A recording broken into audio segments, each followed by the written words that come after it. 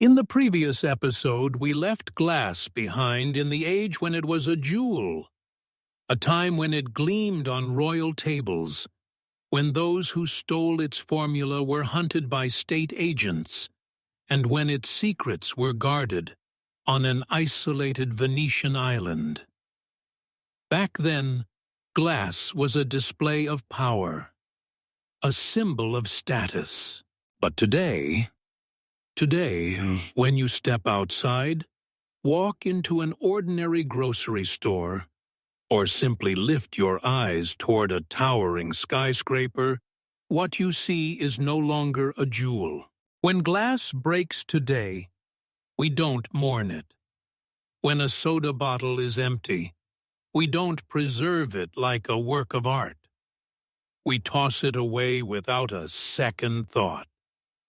Most of the time, we barely even notice it exists. We don't look at the glass in our hand. We look at the water inside it. We don't focus on the window pane. We focus on the view beyond it. So what happened? What happened to that mysterious material once worth more than gold by weight, locked away in royal treasuries? How did the most expensive, most unattainable material in history become one of the cheapest, most ordinary, and most invisible substances on Earth? In this episode, we tell the story of how glass stepped down from its throne and blended into everyday life. We will watch luxury turn into standardization. But this is not merely a story of falling prices. It is the story of humanity reaching light, of cities reshaping themselves, and of technology carrying us into a transparent world.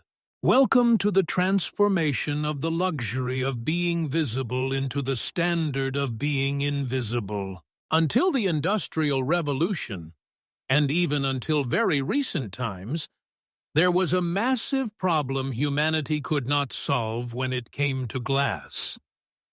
A problem that drove master craftsmen to despair. Flatness. Today, when we look out a window, we see the world clearly, like a photograph. Trees stand still. Cars keep their shape. But for someone living in the 1700s or 1800s, the world did not look like this. Through windows, reality always appeared a little drunk, a little wavy. Look closely at paintings from earlier centuries, interior scenes of the time, or preserved original windows in historic buildings. You will notice a thick bulge at the center, circular patterns around it, and strange ripples across the surface. The outside world seems distorted, as if viewed from underwater. The reason was simple. Glass is a stubborn, rebellious material. When melted in fire, it wants to drip, to gather, to flow. When you tell it, be a perfectly flat sheet, lie still like paper, it resists. For centuries, craftsmen fought the laws of physics to flatten glass. One method, known as crown glass, involved spinning a massive molten glass bubble at high speed in front of a furnace. Centrifugal force spread it outward, flattening it like a plate. But no matter what they did, a thick knot remained at the center where the pipe had been attached, called the bullseye. The wealthy took the clearer edges. The poor were left with the bulging center that warped their view of the world. Even how clearly you saw reality depended on how much money you had. Later came the cylinder method.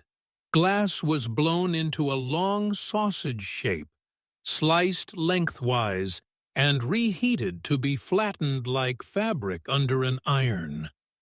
But this time the surface remained rough, scattering light.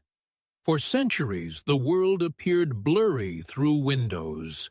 To see clearly, you had to open them. Close the window to keep out the cold, and reality stayed outside as well. Humanity could look at transparency, but could not fully see through it. But technology was not the only obstacle keeping glass out of homes. There was a harsher, stranger, and more political barrier: greed. It may sound like a dystopian film plot today, but in the 17th and 18th centuries, European governments, especially in England and France, introduced one of history's strangest taxes to fund their wars: the window tax.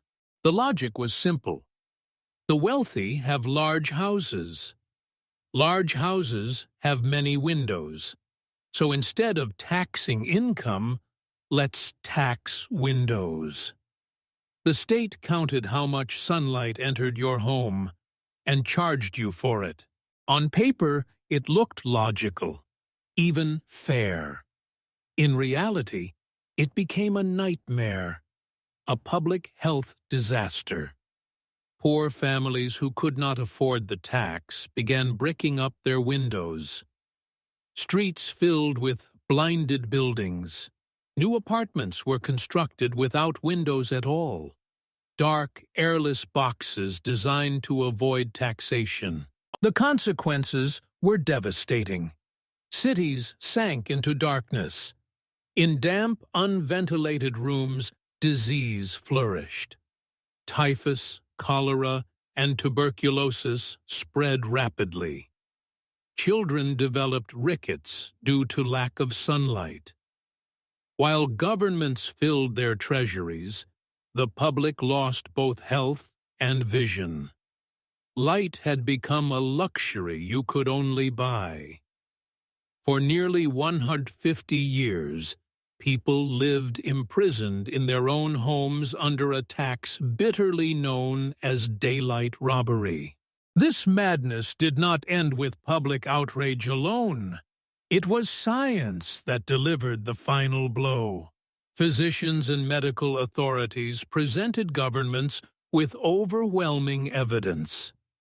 Dark, unventilated homes were proven to be a direct cause of tuberculosis, typhus, and developmental disorders.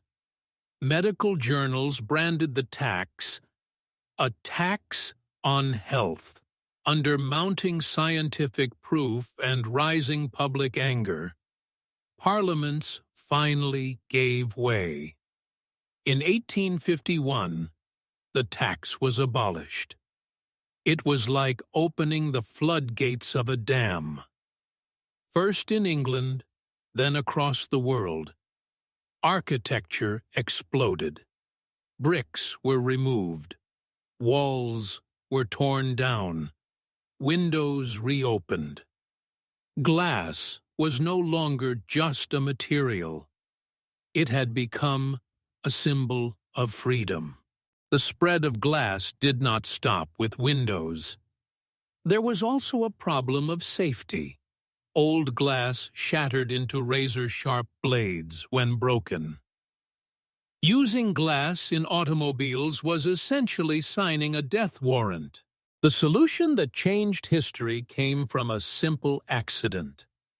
In 1903, French chemist Edouard Benedictus dropped a glass laboratory flask. It hit the floor. Crack. He expected it to shatter into pieces, but when he looked closer, he was stunned.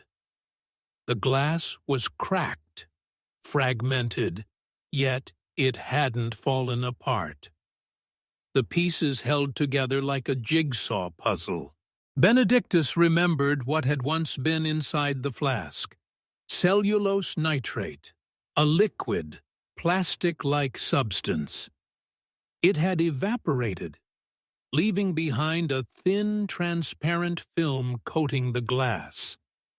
That invisible layer held the fragments together. In that moment, laminated safety glass was born.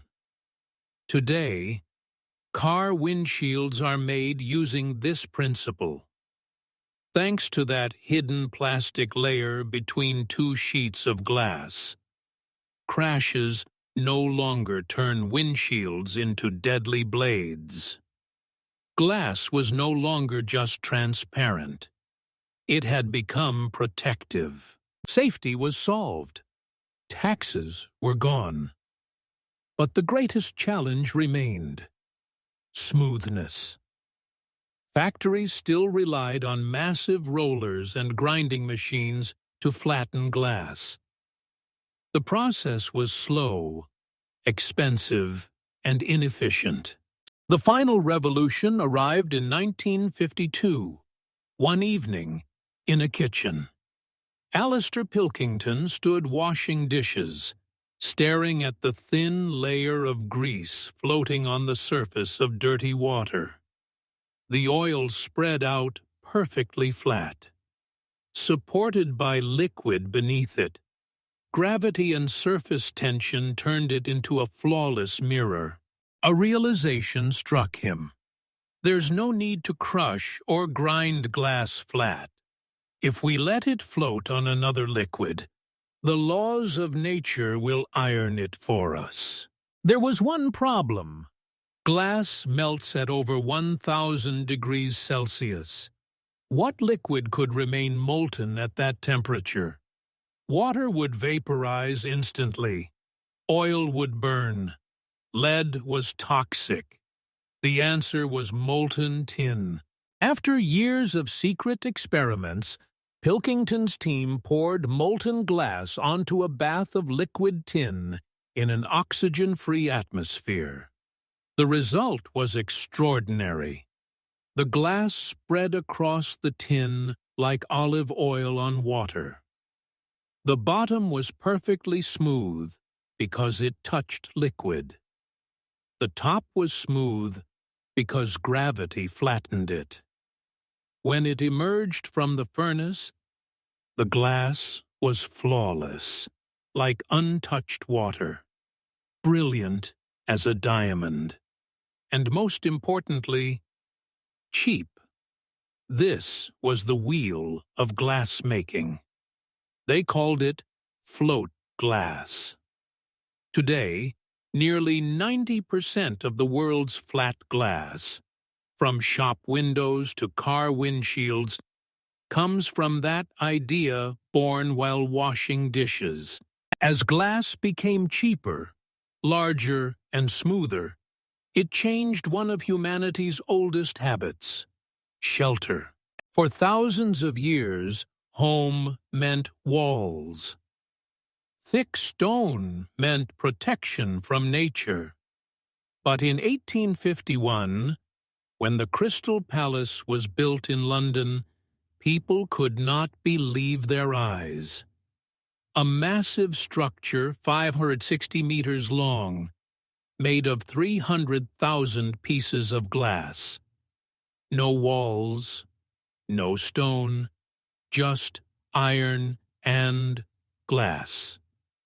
Even ancient trees in the park were left standing inside the building. You were indoors, yet outside. At first, people were afraid to enter. They thought the glass would shatter in the wind, that the roof would collapse. The human mind could not accept that something transparent could also be strong. But the building stood, and architecture changed forever. Buildings were no longer held up by walls, but by steel skeletons. Glass became a skin, a curtain wall, wrapping structures in light. Look at modern cities: New York, Dubai, Istanbul. Those towers are vertical rivers of glass. Glass ceased to be a barrier from nature. It became a transparent veil connecting us to light, sky, and landscape. Returning to the very beginning, to obsidian, that volcanic black stone from our first episode, humanity traveled from darkness and sharp edges to cities wrapped in transparent skin. Today, glass has conquered our physical world. Look up. You see it on skyscrapers. Step outside.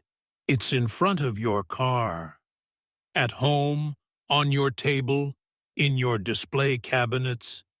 It's there. Born from sand and fire, glass has become the transparent skeleton of our civilization. But the story does not end here. We think of glass as something that simply stands still, lets light through, and breaks. We treat it as cookware, construction material, decoration. Yet glass is about to change again. Its architectural era is ending. A much larger, more complex, and more intelligent role awaits it. A role where glass will not only carry light, but information. It will not just show the world, it will help shape it. The age of glass as construction is over.